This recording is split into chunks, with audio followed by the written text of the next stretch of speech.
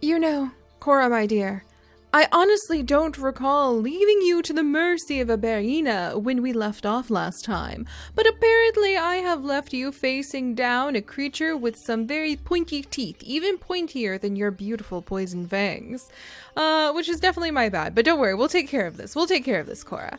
But hello everyone, and welcome back to Niche, and we are here with our Whims Legacy Random Challenge, where, as you guys know by now, we determine so much of what happens to this precious tribe by the whims of their nicheling gods above, aka the random generators that I use. And I wanted to give a really quick and huge special thank you and shout out to Sarah, who actually went through the trouble of creating a random gene generator on Scratch. It is in the video description. I am so blown away and so thankful. I have been doing literal math, my friends, to figure out which genes we would be using before this, and now I just have to press a button.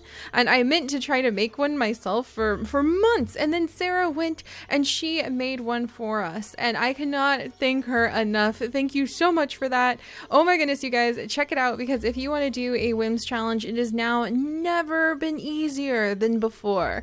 You can just click a button and you can be told what mutations you can give to your nichelings, because as you guys know by now, with this challenge, when we decide what mutations our nichelings get to inherit, we have to pick one ourselves and we have to pick the other by the whims of the gods, aka the random generator, which we now actually have made. Thank you so much, Sarah. And I don't think I've assigned Cora's genetics just yet, so I actually kind of want to do that right now. Cora, you know, I know you're facing down to Berina and he really wants to eat you, but we're all headed over to the icy island next too. But I can't help but really want to like just try this random generator out really quickly. So Cora can't take a peek at your genes. That is a no-go. We are playing with blind genetics, but I can look her over and I can see that, you know, we're focusing on the tree of life now, my friends. We are really focusing on trying to get more out of these trees of life and out of the small trees. So we have big tree, clearly big tree, as you can see, and then every now and then you'll come across a small tree. So you have small tree with the little berry bush, and then you have mean tree, and that's the spiky guy that you don't want to touch. But I think if I'm gonna give Cora a gene that I want to assign her, I really love that she has the poison fangs. So I think I'm gonna go ahead and we are going to actually give her runner's leg so we can move really quickly. We tried getting our swimming skill up for so long so that we could swim from island to island really, really quickly, and that just turned out to be a hot mess. So let's go ahead and try running across the land quickly from island to island. And hopefully Cora has good fertility. I should probably play around. It looks like, yeah, her fertility is high and her eyesight is high. We can see that because we can at least look at these skills. So Cora, what am I gonna do with you, my dear? I think we're gonna go ahead and yeah, we're gonna add in more speed. So I'm gonna put down runner's leg, which will allow us to have a little bit more collecting, a little bit more speed, and some stealth that I don't think we're going to need. And then the nicheling gods, using this beautiful new generator provided by our good friend Sarah, dun dun dun dun, have determined that she actually gets a very tiny pattern. So let me see if I can find it. I think it's this tiny pattern. So not small pattern, but like very tiny pattern. Or let's see, pattern density very, no, this one. Pattern density very thin. I think it's tiny. Yeah, okay. So we're gonna go with this tiny pattern. And that is what the nicheling gods want her to be able to have. And that is so much easier than having to do the math. So let's celebrate by eating some Berina. There we go. Okay, that was a lot of action suddenly happening. We suddenly have Kirky showing up out of the blue. You're new, or are you one of ours? Are you one of ours? He looks like he popped out of our nest. Like, this is a moment where I can't remember if this is our guy or not. I don't think he is. But I think this is just really funny. Maybe he is. Maybe he is. Because didn't we have some rogue-born babies we didn't want? I'm so confused. I can't remember if this is one of ours or not. And I can't look at the family tree. And I think that Rokuvan and Dukir here would kind of be looking at each other like, Is that a brother or a cousin of ours? Because he looks like he looks like what I would expect if nichelings could be like cuckoo birds and just leaving their eggs inside of like a bird nest and they hatch. Are you a cuckoo? I kind of think he's a cuckoo. We'll kind of look at him in a little bit. Anyway, let's continue to take out this berryina for now. Hey, those are my berries. Back off. And let's see. Oh, Cora, you're not very good at the attacking. Ooh, and actually this berryina is a lot fiercer than I thought he was going to be. Oh gosh, we're actually a lot weaker than I realized we were. Kier, come and help out if you can, please. Cora is going to bravely attempt to grab this nut so that her family can eat and then run for it. I didn't realize we were that weak. Oh my gosh. Okay, Rokuvan, you come over next to the siblings.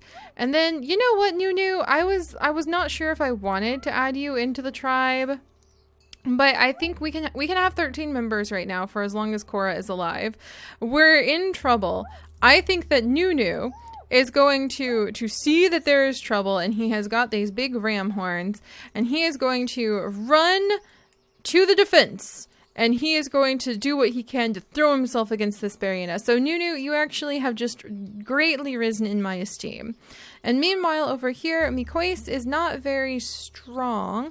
I'm going to have her continue to explore, over in this direction where she found some berries. I don't think she noticed what was happening because it's down by this ledge. And she's over here nibbling on some of these. And then we have... Ikosi, who is actually clearing the way so that we can quickly get to the next island if we want to just like jump there really quickly. But I also think I think we'll be able to handle that berryina, but she is one of our strongest, and yeah, she can actually get there in no time. So all right, let's take care of this berryina. And I also need to keep an eye on Roroduke because I think he is one of our best bets for Cora's mate, though now I think Nunu is now proving himself to be a good possible mate. And let's see what goes down. Hey now! And then we've got Nunu here who's going to like dun dun dun dun. He did it, you guys. Nunu has saved Kier. He has jumped on into battle, even though I didn't think we wanted him in our family or to accept him as a mate. I think I have changed my mind. I think Cora is quite enchanted by him, and I think we're going to go ahead and here we're going to allow Kier to eat the meat so that he can start recovering. Cora is going to go ahead and help her brother, I think, heal. And then we're actually going to come over, and Nunu, we're going to give you some traits. So he's got, I mean, look, and he and Cora can actually bond, you guys. I just realized he and Cora can actually bond because he is also missing one of his paws. He also has a deformed paw. And so now he and Cora can kind of connect that way, that they have a similarity. They have this similarity that I don't think anybody else in the tribe has.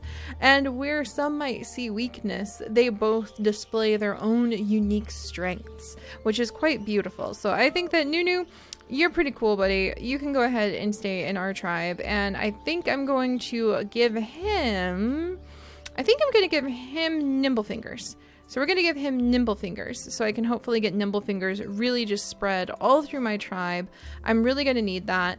And then I've got to roll. Oh my goodness, really? Okay, well, gills, apparently he likes her water body because gills are what the nicheling gods have decreed Nunu is going to be able to pass on to his children. So this is quite interesting. And yeah, I think Cora is very happy about this. She and Nunu have this romance happening. They're quite content. And we'll send Kier down here, and he can actually eat from the healing fruit if we want to keep him around longer. Meanwhile, I think Mikois is still very happily just munching like on all the berries.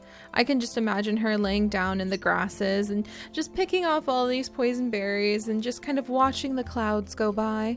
Hopefully there's no bluebirds overhead, and maybe she's having these interesting dreams of nichelings that can fly, which will hopefully happen very soon as the update to Niche is coming out any day now, and it has cat faces in case you guys haven't seen. You definitely need to go check the Niche Twitter. Oh my gosh, cat faces! And when they purr, they help your tribe heal. It's amazing! All right, but let's continue exploring with our little bachelor boys over here. And Lako, you have high fertility and like a good smeller. So I don't know, we might have her stick around and like mate with some of these guys too. And then Ecoise, I think that she would kind of like growl at the grass a little bit and clear it away to defend her family. We aren't in a 100% eager rush to leave this island after all. Having a good stockpile of food is very important and definitely something that we are learning in our extreme niche tribe needs to happen. Rokuvan doesn't really move very quickly, but he can do some exploring. Rorok here, aha, has found a new nest. Good. So I don't know, maybe Nunu's genes added into the tribe are actually going to be not only a sign of bringing in some important genetics, but a sign of love and a sign of how you should be able to not judge a book by its cover and rely on the help of strangers at times. But let's go ahead. Hopefully their child will be a healthy one. We won't know until it's born because we can't look at the genes to check immunity. And oh, hello, little guy. No sneezing! Yay! All right, no sneezing on this little one. And unfortunately, New Dukta, which is kind of a cute little twist on his dad's name, cannot gather from nuts. Like, he can't gather from the berry or the nuts from the tree. So that's a bit of a pity because I really want to carry on some Tree of Life nichelings. But we'll have to see where that goes. All right, well, let's see. There was one child born of love that Cora has just given birth to. I'll let her have one more kid here. One more kid here with her newly found mate, and I will allow him to kind of jump around and maybe oh, somebody ate the healing plant before Kirkir could get to it. It wasn't that bunny, was it? What, are the bunnels eating the healing plants? Can they even do that?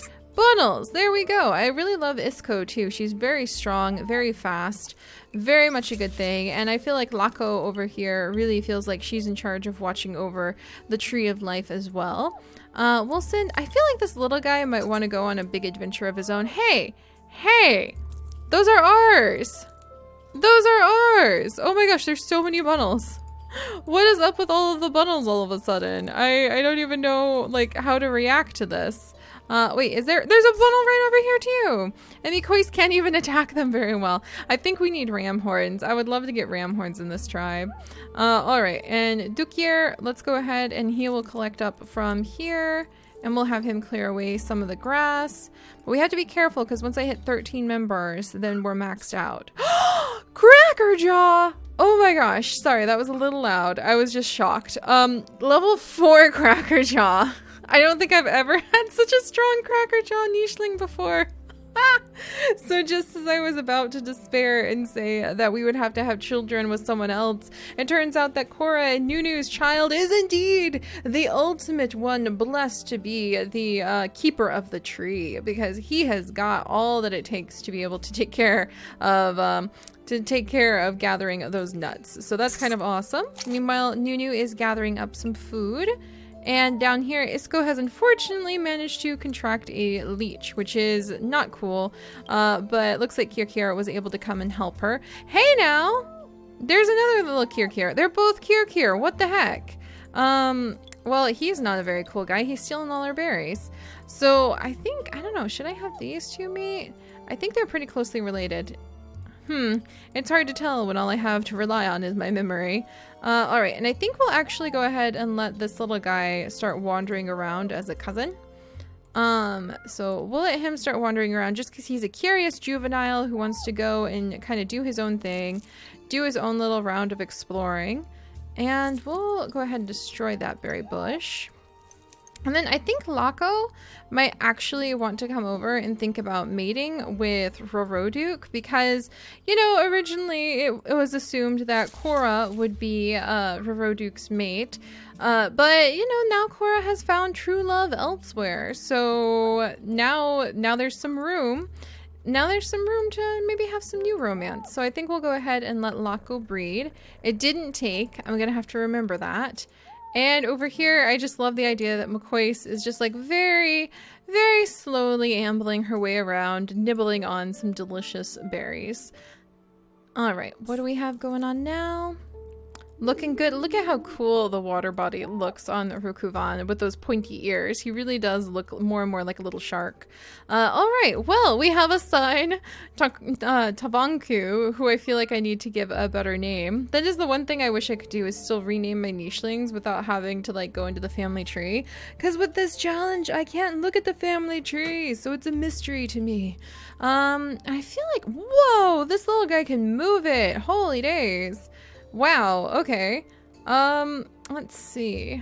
Well, and I kind of feel like, oh, hey, McQuace found something over here. Oh, and she found another nest over here. Jeez.